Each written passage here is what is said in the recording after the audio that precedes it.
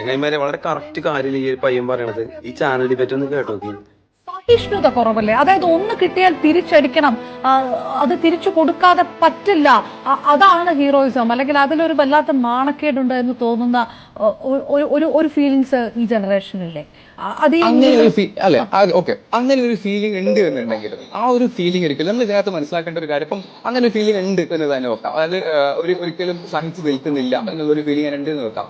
അപ്പോൾ നമ്മൾ മനസ്സിലാക്കേണ്ട ഒരു കാര്യം, 2000-ൽ ജനിച്ച കുട്ടിയോ അല്ലെങ്കിൽ അതിനുശേഷം ജനിച്ച ആൽഫയിൽ ജനിക്കുന്ന കുട്ടിയോ ഏതെങ്കിലും ഒരു സ്ഥലത്ത് പോയിട്ട് ഒരു സോഫ്റ്റ്വെയർ അപ്ഡേറ്റ് ഡൗൺലോഡ് ചെയ്തതിനു ശേഷം ആളുടെ സഹിഷ്ണുത ഇല്ലാതാകുന്നതല്ല. ആളെ വളർത്തിയെടുക്കുന്ന എൻവയൺമെന്റുകളുണ്ട്. ഇപ്പൊ നമ്മൾ സിനിമകളെ കുറിച്ച് ചർച്ച ചെയ്തെന്ന് അറിയില്ല, ഇനിയുള്ള ചർച്ചകളിൽ അത് വരുമെന്ന് പ്രതീക്ഷിക്കുകയാണ്. വയലൻസിനെ പ്രൊമോട്ട് ചെയ്യുന്നുണ്ട്. സിനിമകൾ ആരാണ് ഉണ്ടാക്കുന്നത്? അല്ലെങ്കിൽ ഈ സിനിമകൾ കാണുമ്പോഴും ആ കുട്ടി സിനിമകളായിട്ട് നമുക്ക് കാണാൻ പഠിക്കാം. അത് പഠിക്കണമെങ്കിൽ ഇവിടെ നിന്ന് പഠിപ്പിക്കണം, വിദ്യാലയങ്ങളിൽ നിന്ന് പഠിപ്പിക്കണം. നമ്മൾ 10 വർഷവും 20 വർഷവും മുമ്പുള്ള സിലബസ് ആണ് ഇപ്പോഴും കുട്ടിനെ പഠിപ്പിക്കുന്നത്. ഒരു സോഷ്യൽ മീഡിയ ലോകത്ത് എങ്ങനെ പെരുമാറണം, ഒരാളോട് എങ്ങനെ സംസാരിക്കണം, പൊളിറ്റിക്കലി കറക്റ്റ് ആയിട്ടുള്ള സ്റ്റേറ്റ്മെന്റ് എന്താണ്, പൊളിറ്റിക്കലി കറക്റ്റ് ആയിട്ട് എങ്ങനെ ഒരാളെ വിമർശിക്കാൻ പറ്റും, ഒരു മൊബൈൽ ഫോൺ എങ്ങനെ ഉപയോഗിക്കണം, ഏത് സ്കൂളിലാണ് ഇത് പഠിപ്പിക്കുന്നത്? അല്ലെങ്കിൽ പോട്ടെ, ഇപ്പം ബിഹേവിയറൽ ആയിട്ടുള്ള പ്രശ്നങ്ങൾ ഉണ്ടാവും, അല്ലെങ്കിൽ ഒരു കുട്ടി നാസിസ്റ്റിക് ആവും, അല്ലെങ്കിൽ അങ്ങനെ അത്തരത്തിലുള്ള എന്തെങ്കിലും ബിഹേവിയറൽ ആയിട്ടുള്ള ബാക്കിയുള്ള ആളുകളെ റാഗ് ചെയ്യുന്ന പ്രശ്നങ്ങൾ ഉണ്ടെന്ന് പറയപ്പെടുന്നു. ഉണ്ട്, സ്വാഭാവികമായിട്ട് നമ്മൾ കാണുന്നതുമാണ്. അപ്പോൾ കേരളത്തിൽ എത്ര വിദ്യാഭ്യാസ സ്ഥാപനങ്ങളിൽ ഈ കുട്ടികൾക്ക് മെന്റൽ ഹെൽത്ത് സപ്പോർട്ട് കൊടുക്കാനുള്ള സിസ്റ്റം നിലവിലുണ്ട്?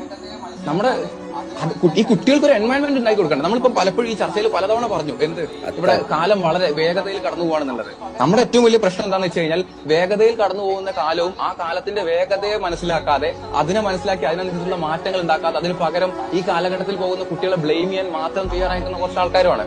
അതിന് പകരം ആ കുട്ടിക്ക് കാലത്തിന് ഒരുമിച്ച് ഒപ്പം എങ്ങനെ നല്ല രീതിയിൽ മുന്നോട്ട് പോവാം എന്നുള്ള ഒരു എഡ്യൂക്കേഷൻ ആണ് കൊടുക്കേണ്ടത്.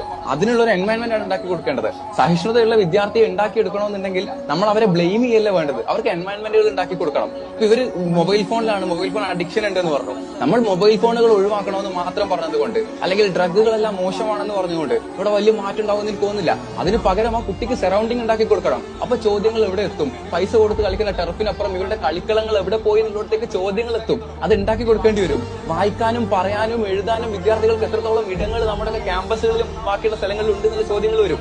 അതിനുള്ള ഉത്തരം കൊടുക്കേണ്ടി വരും. അതിനുള്ള ഉത്തരം കൊടുക്കുമ്പോൾ സ്വാഭാവികമായിട്ടും കുട്ടി ചുറ്റുമുള്ള മനുഷ്യന്മാരെ പറ്റി മനസ്സിലാക്കി തുടങ്ങും.